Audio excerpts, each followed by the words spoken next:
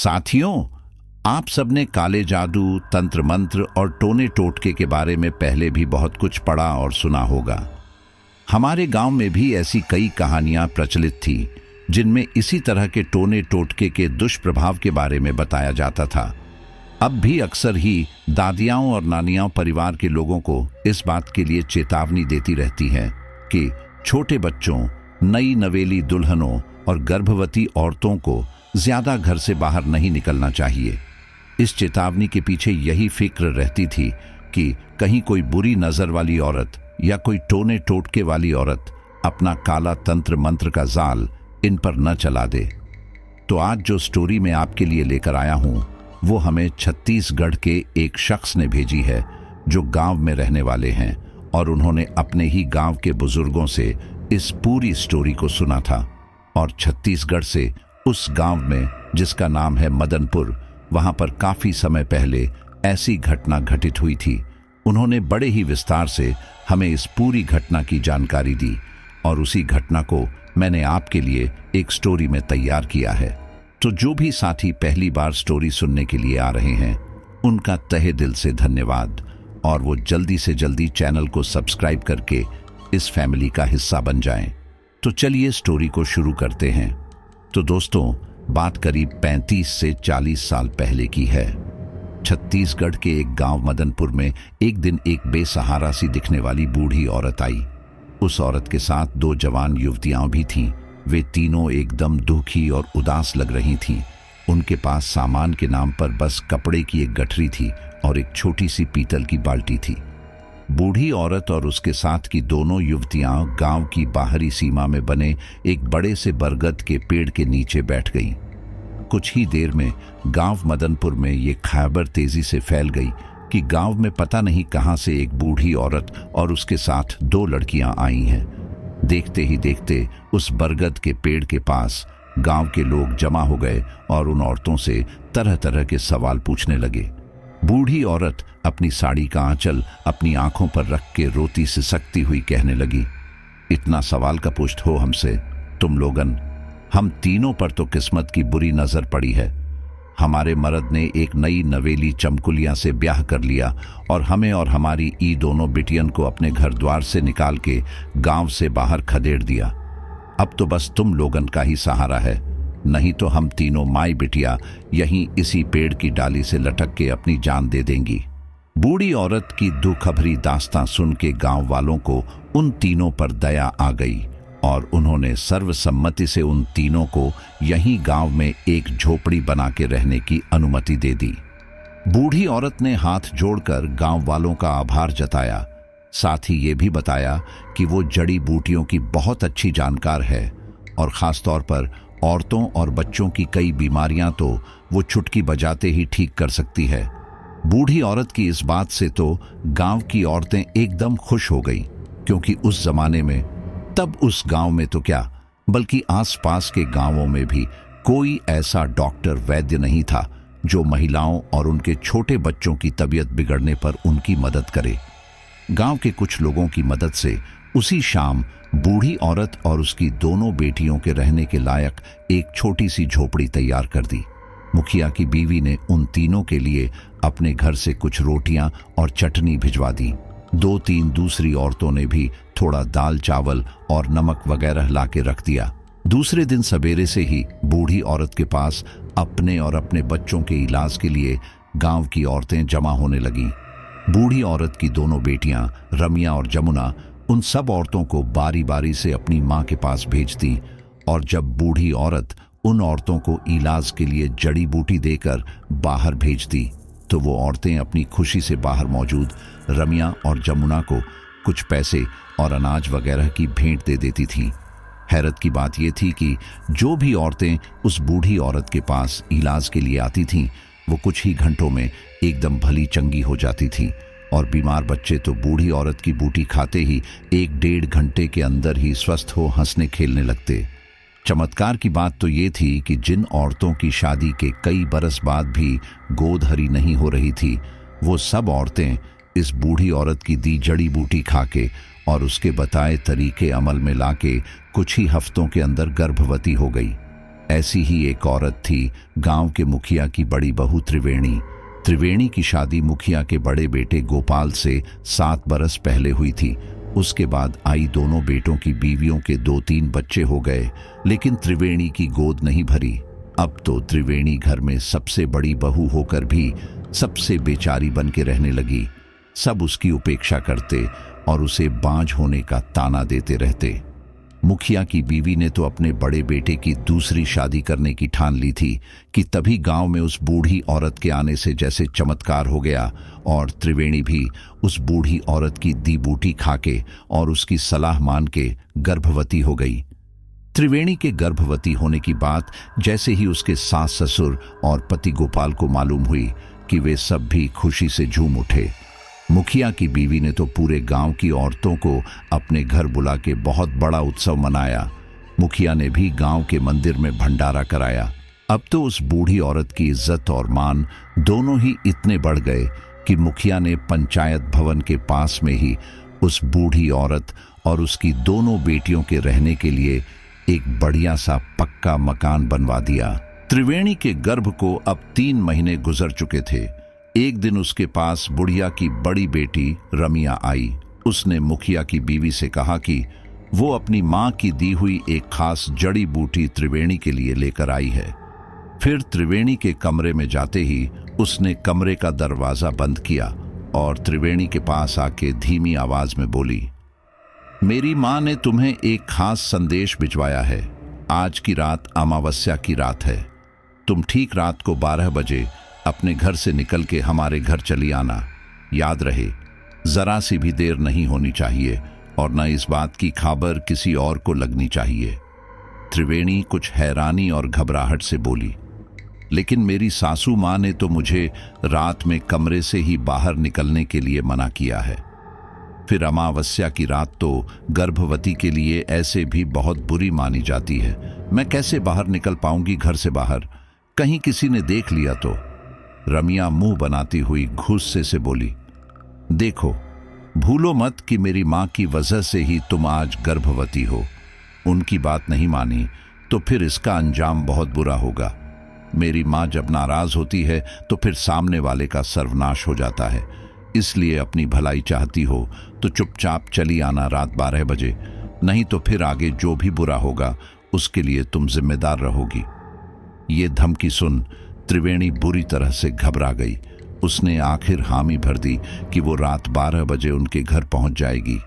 रमिया तो त्रिवेणी को रात 12 बजे अपने घर आने की धमकी देके वहां से चली गई, लेकिन उसके जाते ही त्रिवेणी एकदम से गहरी चिंता में डूब गई। उसे समझ नहीं आ रहा था कि वो कैसे रात को बिना किसी को बताए हुए घर से बाहर निकल के बूढ़ी औरत के घर जा पाएगी। त्रिवेणी को अच्छी तरह से मालूम था कि हर रात 9 बजते ही उसकी सासू माँ घर के मुख्य दरवाजे पर अपने हाथ से एक बड़ा सा पीतल का ताला लगा के अंदर से बंद कर देती है। उसके बाद तो वो दरवाजा फिर सुबह 6 बजे तब खुलता था जब सासू माँ नींद से उठ के वापस ताला खोलती थीं। उनके सिवाय उस ताले की चाबी तक किसी और के हाथ पहुंच ही नहीं सकते थे, क्योंकि उस ताले की चाबी भी घर की दूसरी चाबियों के साथ एक बड़े से चांदी के गुच्छे में बंधी हर वक्त सासू माँ की कमर पर लटकती रहती थी। चिंता फिक्र में डूबी त्रिवेणी फिर रात होने तक अपने कमरे में बेचैनी से चक्कर लगाती रही, लेकिन उसे कोई भी उपाय नहीं सूझ रहा था कि वो आज रात कैसे घर से बाहर निकले। जैसे तैसे उसने रात के खाने में 2-2.5 रोटी खाई और फिर अपने कमरे में आकर लेट गई। कुछ देर बाद जब मंझली बहू उसके लिए दूध का गिलास लेके उसके पास आई तो त्रिवेणी को एकदम उदास देख बोली, क्या हुआ जीजी, इतनी उदास क्यों हो? तबीयत तो ठीक है ना तुम्हारी? त्रिवेणी एकदम गहरी सांस भरती हुई बोली, आजकल मुझे रात बेरात घर से बाहर निकल के खुली ठंडी हवा में घूमने का मन होता है। अब सासू माँ तो मुझे जाने देगी नहीं बाहर, बस इसीलिए उदास हूं मैं। मंझली बहू तुरंत बोली, बस इतनी सी बात? अरे तो तुम वो रसोई घर के पास वाले छोटे दरवाजे से क्यों नहीं चली जाती? वो दरवाजा हमारे घर की पिछली तरफ खुलता है और उस पर तो कभी कोई ताला वाला भी नहीं लगा रहता। उस दरवाजे से निकल के तुम मजे से बाहर घूम फिर सकती हो।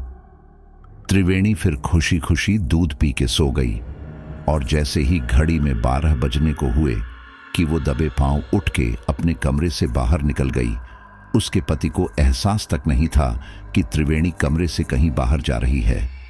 फिर त्रिवेणी ने रसोई घर के पास वाले छोटे दरवाजे को धीरे से खोला और चुपके से घर के पीछे वाले आंगन में पहुंच गई। उसने एक नजर चारों तरफ घुमाई और किसी को न देख फिर वो जल्दी जल्दी चलती हुई बूढ़ी औरत के घर की तरफ चल पड़ी। त्रिवेणी जैसे ही बूढ़ी औरत के घर के पास पहुंची और घबराते हुए आगे बढ़ के दरवाजा खटखटाने लगी कि दरवाजा तुरंत खुल गया। दरवाजा खुलते ही रमिया ने त्रिवेणी का हाथ पकड़ा और उसे अंदर घर में लेके फौरन दरवाजा बंद कर दिया।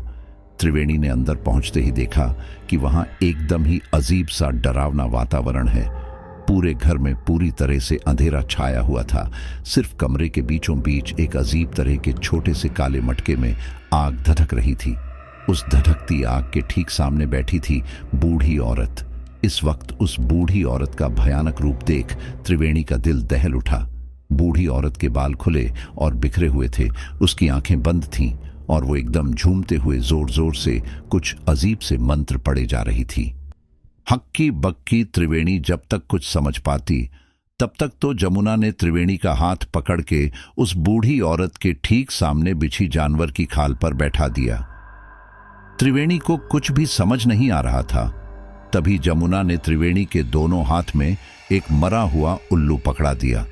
उल्लू को अपने हाथों में देखते ही त्रिवेणी डर के चीखने लगी, पर उसके चीखते ही जमुना ने त्रिवेणी के बाल खोलकर कंधे पर बिखराते हुए गुस्से से कहा, खबरदार, जो तुम अपनी जगह से उठी या हिली तो चुपचाप इस उल्लू को पकड़ के अपनी जगह पर बैठी रहो। जब मेरी मां अपनी आंखें खोल के तुम्हें देखेगी तो तुम उसी वक्त इस उल्लू की गर्दन सामने पड़े चाकू से काट के उस सामने जलती आग में डाल देना। समझ गई ना अच्छे से? त्रिवेणी बुरी तरह से घबरा गई। उसका दिल एकदम तेज धड़कने लगा। वो वहां से उठ के भाग जाना चाहती थी, लेकिन जमुना ने त्रिवेणी के दोनों कंधों पर इतनी मजबूती से हाथ जमा के रखे थे कि त्रिवेणी अपनी जगह से हिल तक नहीं पा रही थी। बूढ़ी औरत अब और भी जोर जोर से मंत्र पढ़ने लगी। फिर कुछ ही पलों के बाद उसने अपनी आंखें खोलकर सामने बैठी त्रिवेणी को घूर कर देखा। बूढ़ी की आंखें एकदम लाल अंगारों की तरह दहकती हुई नजर आ रही थीं।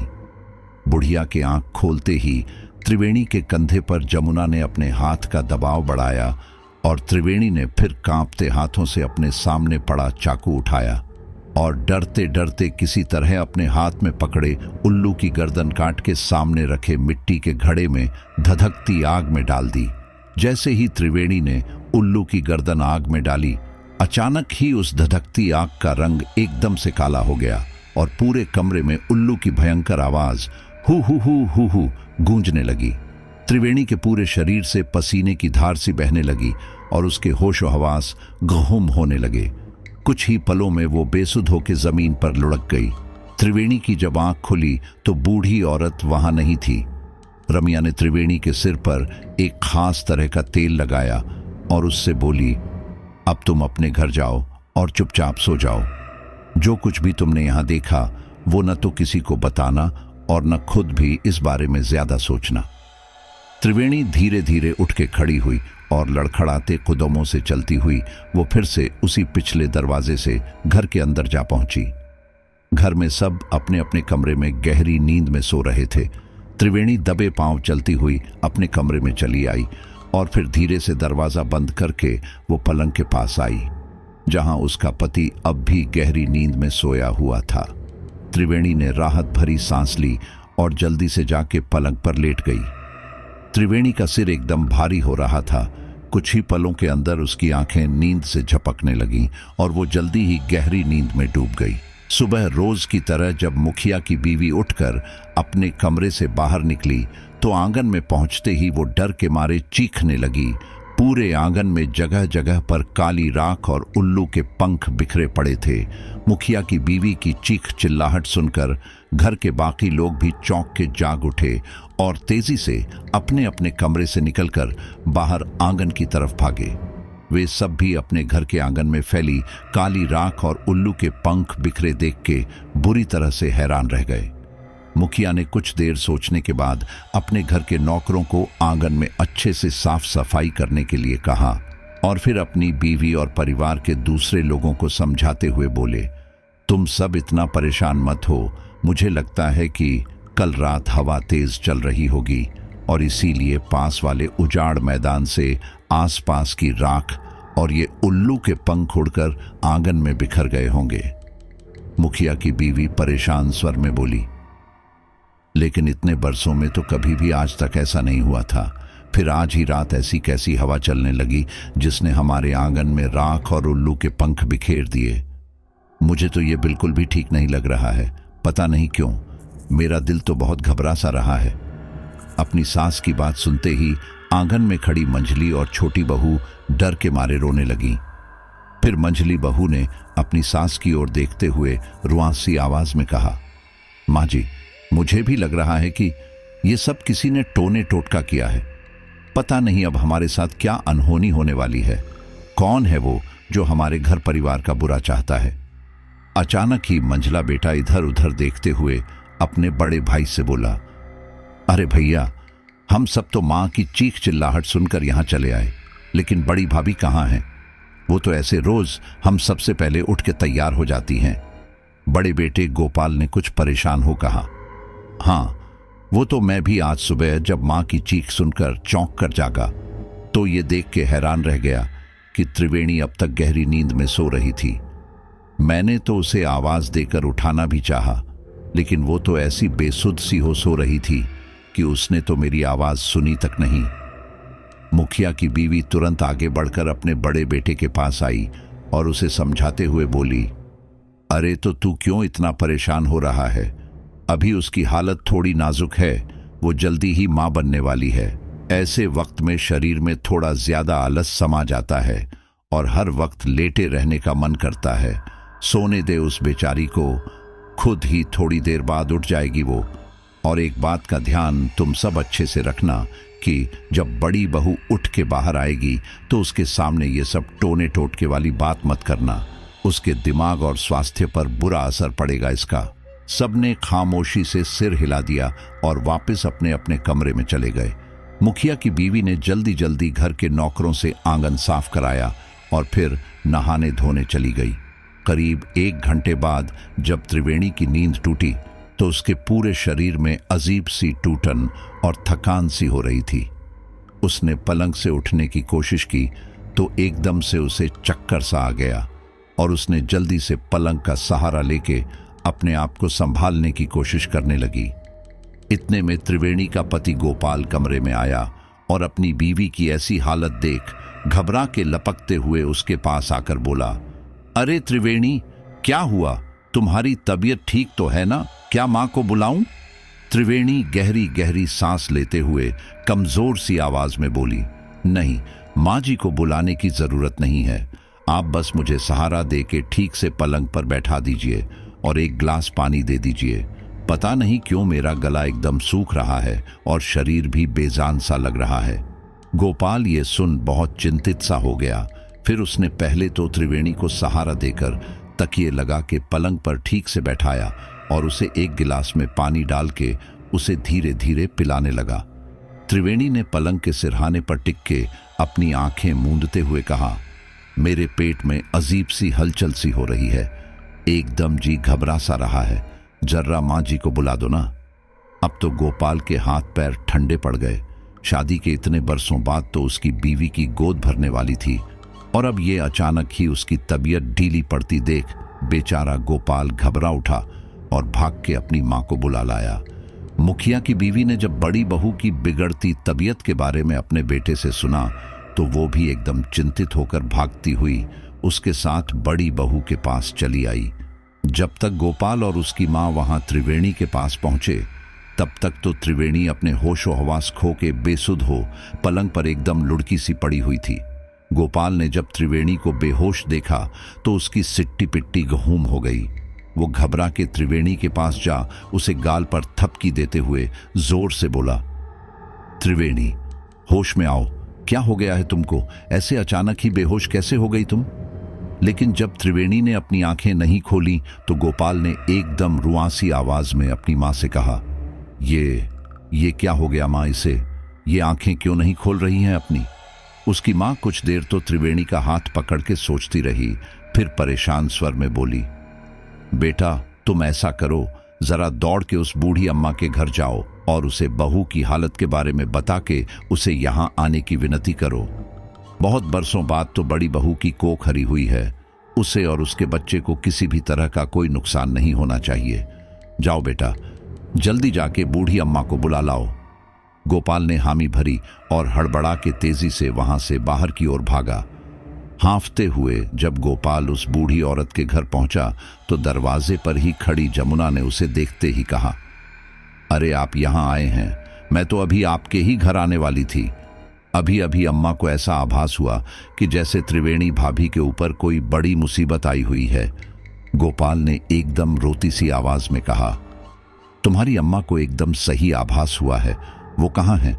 मुझे अभी उनसे मिलना है। जमुना ने गोपाल को अंदर आने का इशारा किया तो गोपाल लपकते हुए दरवाजे से अंदर चला आया।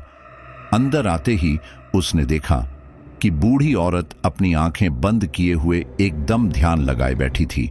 उसके सामने एक अग्निकुंड धधक रहा था और उस अग्निकुंड के एक तरफ बूढ़ी औरत की दूसरी बेटी रमिया बैठी हुई अपना सिर गोल गोल घुमाती हुई धीरे धीरे कुछ मंत्र बुदबुदा रही थी। पहले तो गोपाल ये सब देख एकदम हैरत में पड़ गया, फिर किसी तरह हिम्मत करके उसने पुकारा, अम्मा जी। गोपाल की आवाज सुनते ही ध्यान मग्न बैठी बूढ़ी औरत ने अपनी आंखें खोल दी। सामने खड़े गोपाल को एकदम सीधे देखते हुए वो ठंडी बर्फ सी आवाज में बोली, मैं जानती थी कि तुम जरूर यहां आओगे। त्रिवेणी की तबीयत ठीक नहीं है ना, इसीलिए तुम यहां आए हो ना मुझे बुलाने के लिए? गोपाल एकदम हाथ जोड़कर रुआंसी आवाज में बोला, जी अम्मा जी, आप तो सब जानती हैं, बड़ी मुश्किल से इतने बरसों बाद तो त्रिवेणी मां बनने वाली है। आप जल्दी से मेरे घर चलिए, त्रिवेणी बेहोश हो गई है। बूढ़ी अम्मा ने पल भर के लिए अपनी आंखें बंद की, फिर अपना एक हाथ हवा में ऊपर उठा के गोल गोल घुमाती हुई वो बोली, मैं अभी इस आसन से नहीं उठ सकती। अगर बिना साधना पूरी किए मैं यहां से उठ गई तो अनर्थ हो जाएगा। लेकिन तुम घबराओ मत, मुझे मालूम है कि त्रिवेणी क्यों बेहोश हो गई है। गांव की ही किसी जलनखोर औरत ने त्रिवेणी पर काला जादू किया है। मैं ये भभूति तुम्हें दे रही हूं, इसे ले जाके त्रिवेणी के माथे और पेट पर लगा देना, उसे तुरंत होश आ जाएगा। गोपाल एकदम भावुक होकर वो भभूति लेने आगे बढ़ा तो बूढ़ी औरत ने अचानक अपनी आंखें खोलते हुए कहा, ये भभूति लगाना कोई आसान काम नहीं है, इसे एक खास मंत्र पढ़ के ही लगाना पड़ेगा।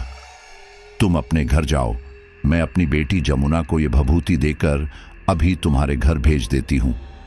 वो अच्छी तरह से मेरा बताया मंत्र पढ़कर ये भभूति त्रिवेणी को लगा देगी।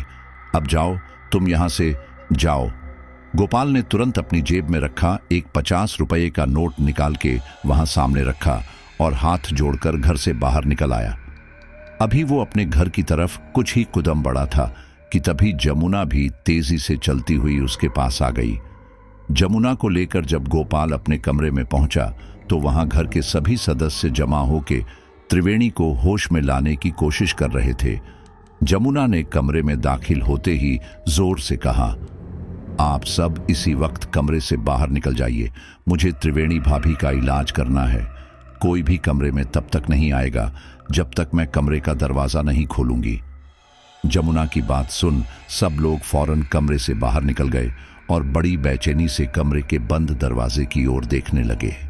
जमुना ने गोपाल को भी कमरे से बाहर जाने के लिए कह दिया था, इसलिए वो भी कमरे के बाहर खड़ा परेशान हो अपनी बीवी के बारे में सोच रहा था।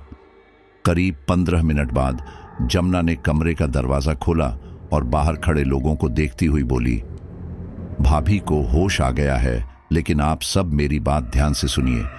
अम्मा ने बताया है कि गांव की ही किसी औरत ने भाभी पर टोना टोटका किया है। इस टोटके का असर पूरी तरह से खत्म करने में कम से कम 3 दिन लग जाएंगे। तब तक मेरे सिवाय कोई भी दूसरा भाभी के कमरे के अंदर नहीं जाएगा। यहां तक कि गोपाल भैया भी 3 दिन अभी किसी दूसरे कमरे में ही रहेंगे। इन 3 दिनों तक मैं ही इस कमरे में भाभी के साथ रहूंगी और उनकी हर जरूरत का ख्याल रखूंगी। खाना पीना भी मैं इस कमरे के दरवाजे से ही ले लिया करूंगी। समझ गए ना आप लोग मेरी बात? गोपाल हैरत से बोला, ये तुम कैसी अजीब सी बात कर रही हो जमुना? भला मैं इस हालत में अपनी बीवी को अकेली छोड़कर किसी दूसरे कमरे में कैसे रहूंगा? और मेरे वहां रहने से त्रिवेणी को क्या परेशानी हो सकती है? जमुना अब कुछ नाराजगी से बोली, परेशानी आपको नहीं बल्कि त्रिवेणी भाभी और उनके होने वाले बच्चे को हो सकती है। ये कोई ऐसा वैसा टोटका नहीं है, बहुत ही खतरनाक काला जादू किया गया है भाभी पर। जरा सी भी लापरवाही हुई तो फिर आप कभी भी अपने बच्चे का मुंह नहीं देख पाओगे। मुखिया की बीवी ये बात सुनते ही घबरा के बोली, अरे गोपाल, तू क्यों बावला हो रहा है इतना? क्या भूल गया कि बूढ़ी अम्मा की वजह से ही आज त्रिवेणी की गोद हरी हुई है? नहीं नहीं, मैं अपने पोते का अमंगल होते बिल्कुल नहीं देख सकती। अब से 3 दिनों तक हम में से कोई भी इस कमरे के अंदर नहीं जाएगा। ये मेरा आदेश है और इस आदेश का उल्लंघन करने वाले को मैं घर से बाहर निकाल दूंगी। सबने एक दूसरे को देखा और फिर वहां से अपने अपने कमरे की ओर चल दिए। गोपाल का हाथ पकड़ के उसकी माँ उसे अपने कमरे में ले आई और अपने पास बैठाती हुई बोली, देख गोपाल, 3 दिनों की ही तो बात है बेटा। इन 3 दिनों तक तू हमारे साथ इस कमरे में रह जा। हमें उस बूढ़ी अम्मा की बात माननी ही चाहिए बेटा। मैं नहीं चाहती कि किसी भी वजह से बहू और उसके होने वाले बच्चे पर कोई मुसीबत आए। कुछ रुआंसी आवाज में गोपाल बोला, ठीक है माँ, आप बोल रही हो इसीलिए मैं मान लेता हूं आपकी ये बात, लेकिन पता नहीं क्यों मुझे ये सब कुछ ठीक नहीं लग रहा है। 3 दिनों तक त्रिवेणी को यूं उस पराई लड़की के साथ अकेले छोड़ने से कहीं कुछ गड़बड़ हो गई तो? बेचारी त्रिवेणी की हालत तो पहले से ही बहुत नाजुक है। माँ गहरी सांस लेती हुई बोली, फिक्र मत कर बेटा, सब अच्छा ही करेंगे भगवान जी। चल अब तू तैयार हो के अपने काम पर जा, मैं भी जाती हूं पूजा करने। गोपाल ने हामी भरी और फिर जब कुछ देर बाद वो तैयार हो नाश्ता करके अपने घर से निकल के पास वाले खेत की तरफ जाने के लिए ट्रैक्टर पर चढ़ा तो ट्रैक्टर के पास उल्लू के कुछ टूटे हुए पंख देख के हैरत में पड़ गया। फिर परेशान स्वर में बोला, ये हो क्या रहा है आज सुबह से? हर जगह उल्लू के पंख क्यों बिखरे पड़े हैं? आज से पहले तो कभी भी मैंने इस पूरे इलाके में एक उल्लू तक नहीं देखा था। सोच विचार में डूबा गोपाल फिर ट्रैक्टर पर सवार हो वहां से चल दिया। उसके दोनों भाई तो पहले ही अपने अपने काम पर जा चुके थे। वैसे भी अभी धान की फसल खेतों में तैयार खड़ी थी और जल्दी ही फसल की कटाई शुरू होने वाली थी। रात को जब सब वापस घर लौटे और हाथ मुंह धो के खाना खाने बैठे तो मुखिया की बीवी ने घबराई आवाज में बताया, कुछ सुना तुम लोगों ने? हमारे पड़ोस में रहने वाली श्यामली की बहू कमला को आज दोपहर को मरा हुआ बच्चा पैदा हुआ है। ये बात सुनते ही सब घबरा से गए तो मुखिया की बीवी धीरे से बोली, कमला की कोख भी तो कई बरसों से सूनी थी, फिर बिल्कुल हमारी बहू त्रिवेणी की ही तरह ही उस बूढ़ी अम्मा की दी जड़ी बूटियों के असर से कमला भी मां बनने वाली थी। 5वां महीना चल रहा था उसका कि अचानक ही कल रात से उसकी तबीयत बिगड़ गई और आज सुबह होते ही वो एकदम पेट दर्द से बेहाल हो उठी। श्यामली दौड़ती हुई बूढ़ी अम्मा के घर गई, लेकिन तब उसकी बेटी रमिया ने कहा कि इस वक्त उसकी अम्मा गहरी तप साधना में लगी हुई है और शाम से पहले वो साधना से नहीं उठेगी। बेचारी श्यामली फिर दौड़ी सीधे गांव की पुरानी दाई के पास। दाई तो तुरंत उसके संग चली आई कमला का हाल देखने के लिए, लेकिन तब तक तो कमला की हालत एकदम ही बिगड़ गई थी। बड़ी मुश्किल से दाई ने प्रसूति कराई, लेकिन उसका बच्चा मरा हुआ पैदा हुआ और जानते हो, उस बच्चे का सिर ही नहीं था।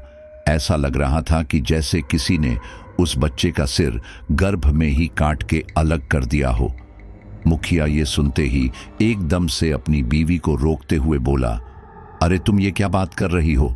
जब हमारी बहू त्रिवेणी जल्द ही मां बनने वाली है तो तुम इस तरह की बातें करके क्यों सबके मन में डर पैदा कर रही हो? हमारी बहू को तो वक्त पर बूढ़ी अम्मा ने सहायता भेज दी। उसकी खुद की बेटी यहां आके हमारी बहू की देखभाल में लगी है। गोपाल भी बोल पड़ा, हाँ मां, हमारे साथ कभी ऐसी कोई अनहोनी नहीं होगी। खाना खत्म कर सब अपने अपने कमरे में चले गए।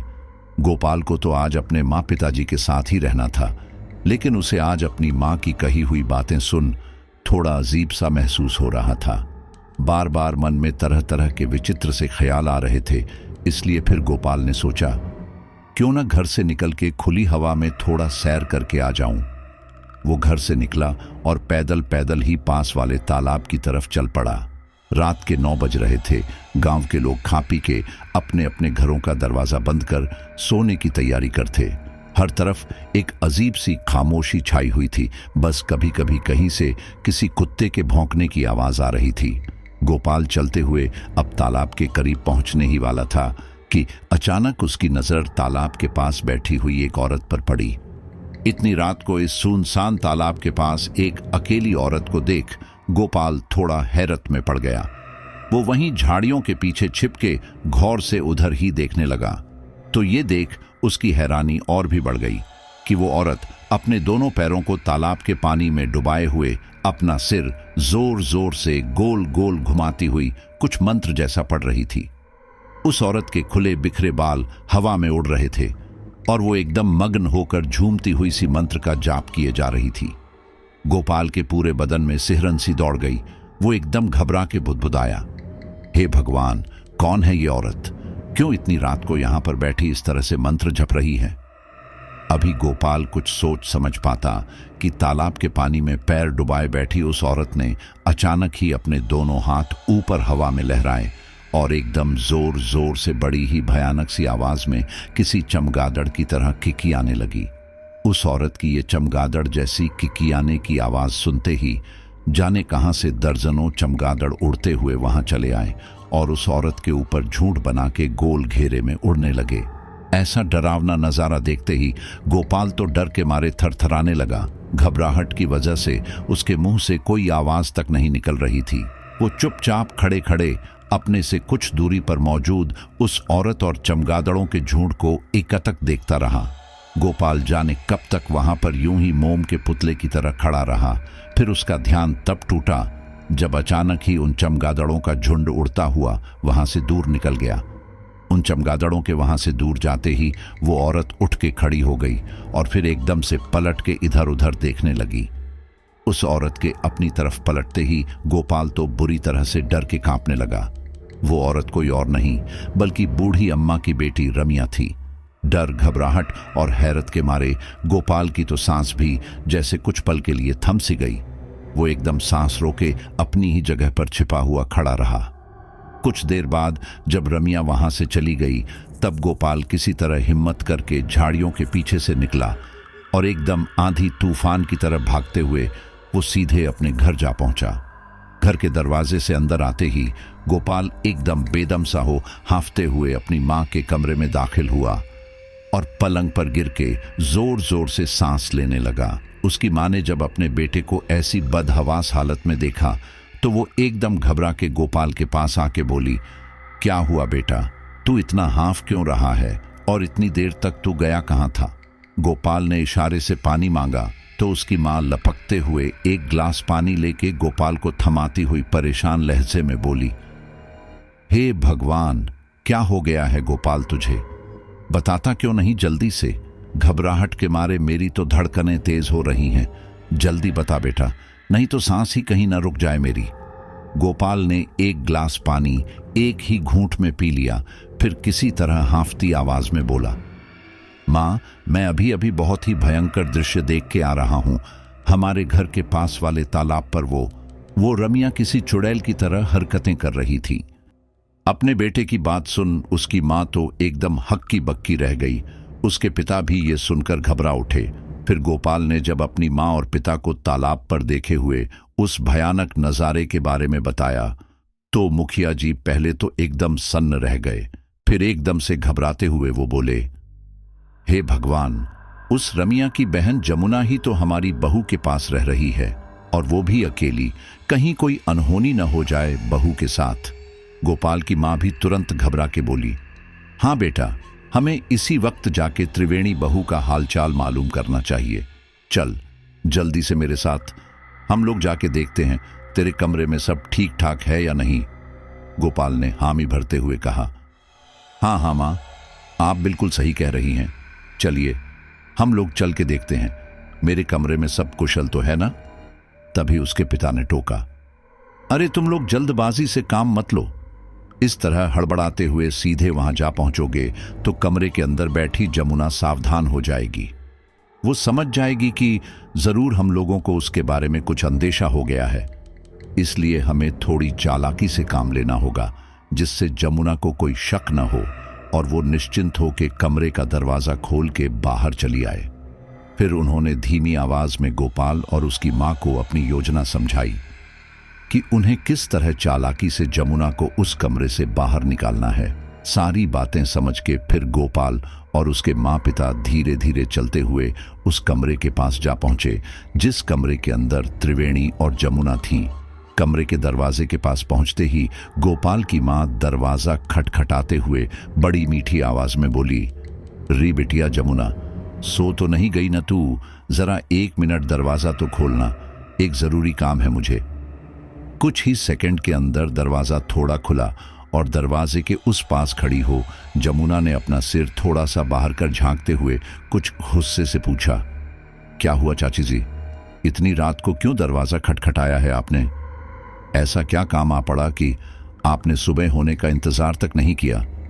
जमुना की तीखी बातें सुन गोपाल और उसकी मां एकदम आग बबूला हो उठे, लेकिन फिर बड़ी मुश्किल से अपने गुस्से को दबाते हुए गोपाल नरमी से बोला, वो मुझे थोड़ा अपने कमरे में रखी अलमारी से जमीन के कागजात निकालने हैं। कल एकदम सुबह सवेरे ही शहर की कचहरी में ले जाके वो सब कागजातों पर बड़े साहब की मुहर लगवानी है। जमुना ये सुनते ही सोच में पड़ गई। तभी गोपाल की मां बोली, हाँ बेटी जमुना, गोपाल 2 मिनट में वो सब कागज अलमारी से निकाल के ले आएगा। तब तक तू जरा मेरे साथ रसोई में आना, मैं अभी तुझे असली घी का एक डिब्बा देती हूँ। जब भी त्रिवेणी को कुछ भी खाने के लिए देना, हर बार उसमें थोड़ा घी जरूर मिला दिया करना। दरवाजे की आड़ में खड़ी जमुना थोड़ी सी हिचकिचाती हुई बोली, माफ करना चाची जी, लेकिन मैं रात के इस वक्त कमरे से निकल के बाहर नहीं आ सकती।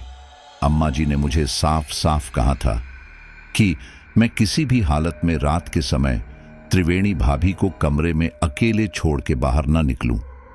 आप लोग कृपया जाइए यहां से, जो भी काम होगा इस कमरे में वो सब कल सुबह होने के बाद ही करना। जमुना ने अपनी बात कहते ही फौरन कमरे का दरवाजा फटाक से बंद कर दिया। गोपाल और उसके माँ पिता कुछ पल के लिए तो एकदम हक्के बक्के रह गए। फिर गोपाल ने दबी जुबान से कहा, ये जमुना इस तरह से क्यों कह रही थी कि वो सुबह होने से पहले इस कमरे से बाहर निकल ही नहीं सकती? जरूर कुछ तो गड़बड़ वाली बात है माँ। मुझे तो त्रिवेणी और अपने होने वाले बच्चे को लेकर बहुत फिक्र सी हो रही है। मैं अब सुबह होने तक नहीं रुक सकता। किसी भी तरह से मुझे अभी के अभी ही कमरे के अंदर मौजूद त्रिवेणी का हालचाल मालूम करना ही होगा। तभी गोपाल की नजर कमरे की छत पर गई तो उसे एक ख्याल आया और वो बोला, मैं अभी सीढ़ी चढ़ के घर की छत पर जाता हूँ, वहां से फिर मेरे कमरे की ऊपर वाली छत पर पहुंच के धीरे धीरे खपरेल हटा के फिर वहां से कमरे के अंदर देखने की कोशिश करूंगा। कम से कम ये तो पता चल जाएगा कि कमरे के अंदर बंद त्रिवेणी खैरियत से है या नहीं।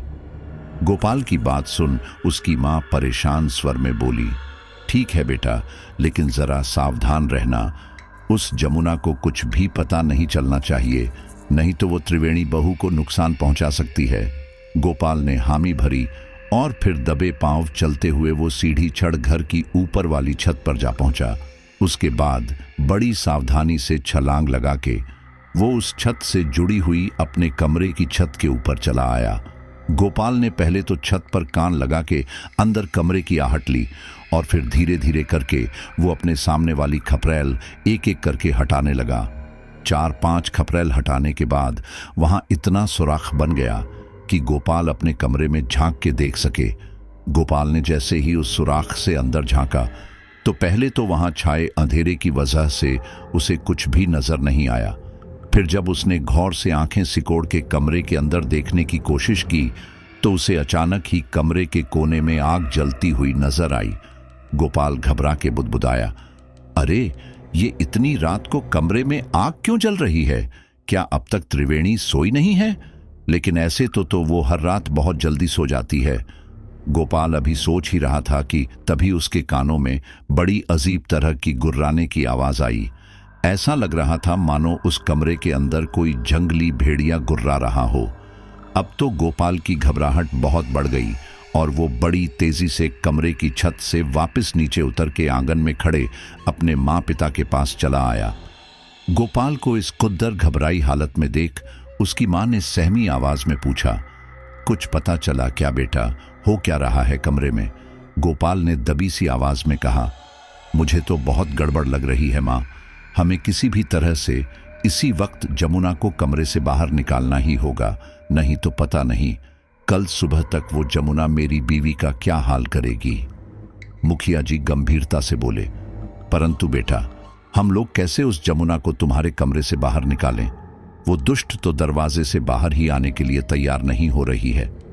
गोपाल कुछ देर तो मन ही मन उपाय सोचता रहा।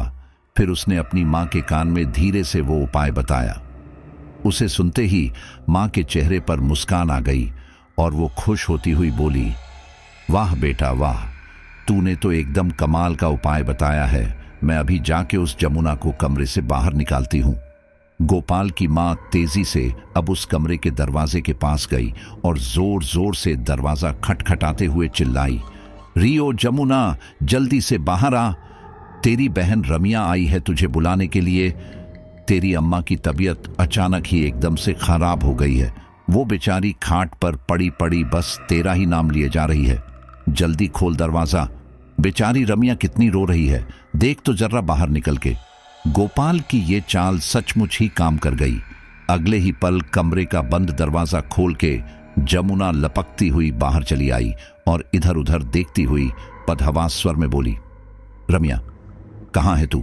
क्या हो गया अम्मा को अचानक ही? इधर जमुना अपनी बहन रमिया को खोजती हुई कमरे से दूर आंगन तक चली आई।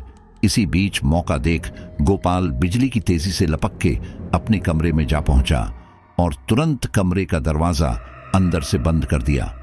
गोपाल के कमरे में जाते ही उसके माँ पिता ने जल्दी से जमुना का एक एक हाथ पकड़ा और उसे तेजी से घसीटते हुए अपने घर के बाहर ले गए। फिर घर के दरवाजे पर खड़े अपने नौकर की सहायता से उन्होंने जमुना के हाथ पैरों में रस्सी बांधी और उसे वहीं सामने मौजूद एक पेड़ के तने से बांध दिया। जमुना एकदम भयानक आवाज में गुर्राने लगी। उसकी आंखें गुस्से से लाल अंगारों की तरह हो गई थीं। गुस्से के मारे वो बुरी तरह से कांप रही थी। फिर उसने चीखते हुए कहा, तुम लोग अब नहीं बचोगे। बहुत जल्द मेरी माँ यहाँ आके मुझे छुड़ा ले जाएगी, लेकिन तुम्हारे पूरे परिवार का विनाश करने के बाद ही हम लोग यहाँ से जाएंगे। मुखिया भी अगबूला होके चिल्लाया, विनाश तो अब तेरा और तेरी माँ और बहन का होगा। तुम तीनों ने हम गांव वालों को बेवकूफ बना के बहुत फायदा उठा लिया, पर अब बस बहुत हुआ। मैं अभी पूरे गांव वालों को खबर भेज के यहां बुलवा लेता हूं, फिर वही फैसला करेंगे कि तुम तीनों को कैसे मारा जाए। तब तक मुखिया की बीवी ने शोर मचा के आस पड़ोस वालों को जगा दिया और सबने तुरंत पूरे गांव के लोगों को कहाबर दे के मुखिया के घर के पास जमा होने के लिए कह दिया। कुछ ही मिनटों के अंदर पूरे गांव वाले अपने अपने घरों से निकल के मुखिया के घर के सामने वाले उस पेड़ के पास जमा हो गए, जिस पेड़ के तने से जमुना को बांधा गया था।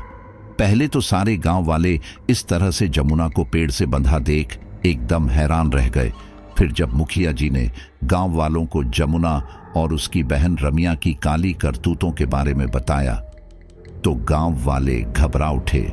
लेकिन अभी कोई कुछ कहता या करता कि इससे पहले ही जमुना दिल दहला देने वाली आवाज में चीखी।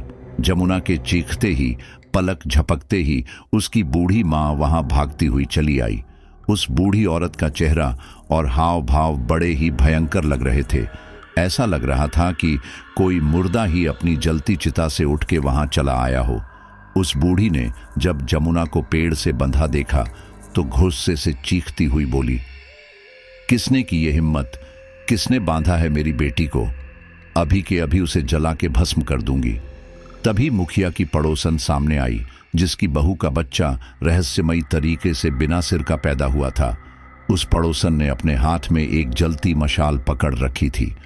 उस जलती मशाल को बूढ़ी औरत की तरफ लहराती हुई वो पड़ोसन गुस्से से गरजती हुई चिल्लाई, अरे बुढ़िया, मुझे तो तेरी काली करनी के बारे में तभी पता चल गया था जब मेरी बहू की तबीयत बिगड़ी और मैंने गांव की पुरानी दाई को बहू की प्रसूति के लिए घर बुलवाया था।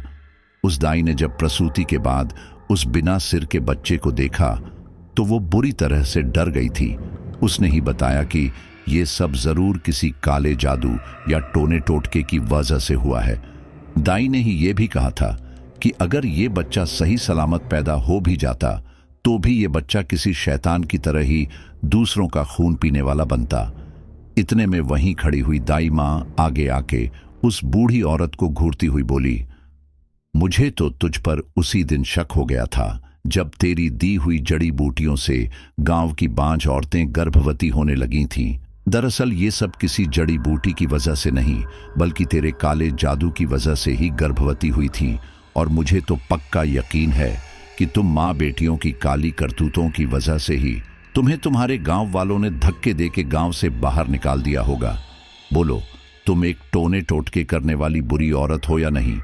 बूढ़ी औरत अब एकदम गुर्राती हुई चीखी, हाँ हाँ हाँ, मैं हूं टोने टोटके करने वाली औरत। लेकिन इन सब टोने टोटके सिद्ध करने के लिए मैंने अपनी जिंदगी श्मशान और मरघट में गुजार दी। रात रात भर श्मशान में जलती चिता के सामने बैठ के पाई है मैंने अपनी सब सिद्धियां।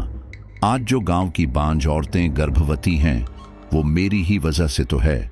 और तुम गांव वाले मेरा एहसान मानने के बजाय उल्टे मुझे ही कोस रहे हो। यहां तक कि मेरी बेटी जमुना को कितनी बेरहमी से पेड़ से बांध के रख दिया है। अब तो मैं इस गांव में तबाही का ऐसा जलजला लाऊंगी कि तुम सबकी रूह कांप उठेगी। बूढ़ी औरत ने अपनी बात कहते ही अपने सिर से 2 बाल तोड़ के नीचे जमीन पर फेंक दिए। फिर अपने सिर को गोल गोल घुमाती हुई वो जोर जोर से कुछ अजीब अजीब से शब्द बड़बड़ाती हुई झूमने लगी। सारे गांव वाले ये सब देख हक्के बक्के रह गए और कोई कुछ करने की सोच पाता कि इतने में अचानक ही जमुना खुद ब खुद पेड़ के बंधन से आजाद हो गई। रमिया भी जाने कहां से चली आई वहां और फिर दोनों बहनें मिलकर बहुत ही भयानक ढंग से अपने हाथ लहराती हुई नाचने लगीं। उन दोनों के यूं नाचने से गांव की औरतें डर के मारे चीखने चिल्लाने लगीं। तभी अचानक ही मुखिया का बेटा गोपाल वहां घबरा के चिल्लाते हुए आया और अपने पिता से बोला, पिताजी, वो त्रिवेणी की तबीयत एकदम से खराब हो गई है। वो अपना पेट पकड़ के जोर जोर से दर्द से तड़पती हुई चीख रही है। बूढ़ी औरत ये बात सुनते ही ठाका लगा के हंसती हुई बोली, अभी तो ये शुरुआत है मूर्ख। अब देखना तेरी बीवी त्रिवेणी कैसे खून की उल्टी करती हुई तड़प तड़प के मरेगी। उसके पेट में जो तेरा बच्चा है वो तो बिना जन्म लिए ही पेट के भीतर ही मर जाएगा। और यही हाल होगा उन सभी औरतों का जो मेरे टोने टोटके की वजह से गर्भवती हुई हैं। वो सब भी इसी तरह से खून की उल्टी करती हुई मरेंगी और अपनी बहू बेटियों और बीवियों को अपनी आंखों के आगे यूं तड़प तड़प के मरते देख तुम सब भी उनके गेछम में रो रो के बहुत जल्द ही मर जाओगे। ये पूरा गांव जल्द ही एक मरघट में बदल के रह जाएगा, वीरान मरघट में। मुखिया सहित गांव के सभी लोग इस धमकी को सुनकर एकदम डर से कांप उठे। तभी मुखिया की बीवी दौड़ के उस बूढ़ी औरत के पास गई और हाथ जोड़ रोती हुई बोली, मेरी बहू और गांव की दूसरी गर्भवती औरतों के साथ ऐसा अत्याचार मत करो। हमने तो तुम तीनों माँ बेटी को अनाथ बेसहारा समझ के अपने गांव में शरण दी थी, पक्का घर और खाने पीने की चीजें दी थी। इसका बदला क्या तुम ऐसे उतारोगी?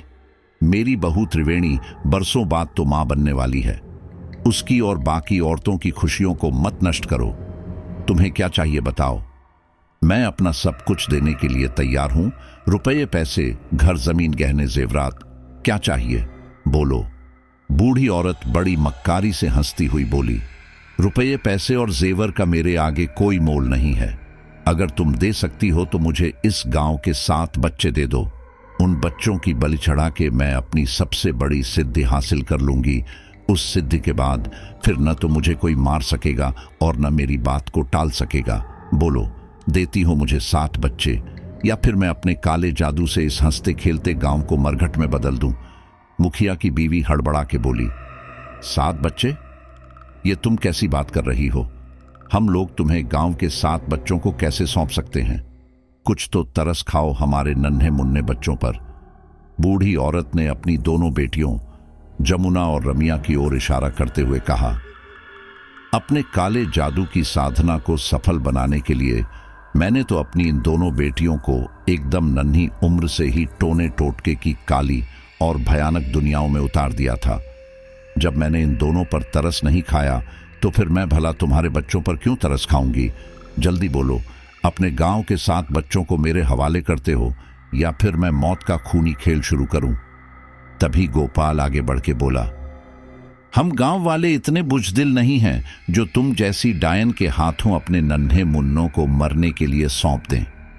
अगर मुझे अपने होने वाले बच्चे की फिक्र है तो गांव के दूसरे बच्चे भी तो मेरे लिए खुद मेरे बच्चे जैसे ही हैं। बूढ़ी औरत ये बात सुनते ही बुरी तरह से भड़क उठी और अपने सिर के कई बालों को एक झटके से खींच के तोड़ते हुए चिल्लाई, तो फिर लो, अपनी करनी का मजा चखो। लेकिन वो बूढ़ी औरत अभी अपने तोड़े हुए बालों को नीचे जमीन पर फेंक पाती कि तभी मुखिया की बीवी किसी बिजली की तरह लपक के उस बूढ़ी औरत पर झपटी और फिर गांव की दाई के साथ मिलकर उस बूढ़ी औरत के हाथों को कस के उसकी पीठ के पीछे जकड़ के बांध दिए। अपनी मां को ऐसी हालत में देख जमुना और रमिया दोनों आग बबूला हो चीखती चिल्लाती हुई अपनी मां को छुड़ाने के लिए भागी। लेकिन वे दोनों अभी अपनी मां तक पहुंच पाती कि उससे पहले ही गांव के लोगों ने दौड़ के उन बहनों को पकड़ लिया। फिर जल्दी ही उस बूढ़ी औरत और उसकी दोनों बेटियों को रस्सियों से अच्छी तरह मजबूती से बांध के और उनके मुंह और आंखों पर भी पट्टी बांध के उन्हें एक बैलगाड़ी में लाद के गांव के पास वाले घने जंगल में ले जाके छोड़ दिया गया।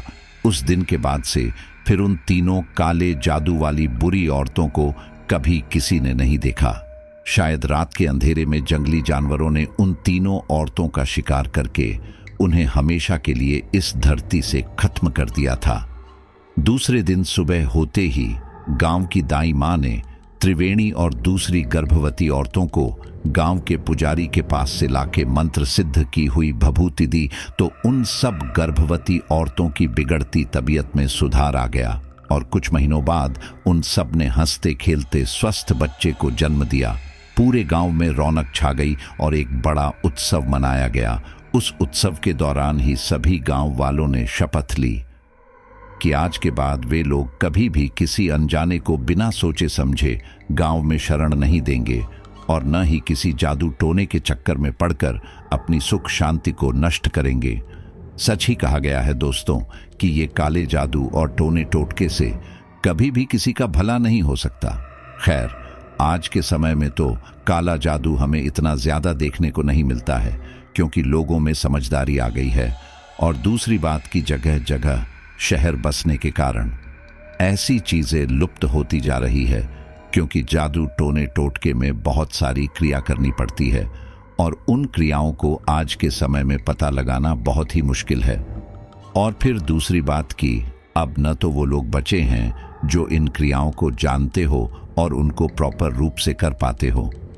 तो मेरी इस स्टोरी से आप ये मतलब मत निकालना कि हम जादू टोने टोटके को बढ़ावा दे रहे हैं, बल्कि हम तो आपको ये बता रहे हैं कि जादू टोने टोटके में कहीं भी कोई फायदा नहीं है। आज के समय में ना तो प्रॉपर रूप से कोई इनको जानता है और अगर कोई करता भी है तो इसका नेगेटिव इम्पैक्ट ही पड़ता है और उसका प्रभाव करने वाले पर ही आकर लग जाता है। तो कभी भी ऐसी चीजों में ना पड़े। अच्छा, तो जो भी साथी आखिर तक स्टोरी सुन रहे हैं वो हमें कमेंट में जरूर बताएं क्योंकि बहुत ही कम साथी ऐसे होते हैं जो आखिर तक स्टोरी को सुनते हैं। अगर आप सुन रहे हैं तो दिल की गहराई से आपका धन्यवाद करता हूं। चलिए अब उन साथियों के नाम लेते हैं जिन्होंने पिछली कुछ स्टोरीज पर कमेंट में अपना नाम लिखा था। सौरभ नेपाल, रविंद्र आगरा, विपुल सिंह मुंबई, अवनीत जालंधर पंजाब, नदीम खान, आमिर खान, दीप छेत्री कोलकाता, परमजीत साहनी, अजय दिल्ली। तो मिलता हूं आपसे अगले एक और नए हॉरर अनुभव के साथ।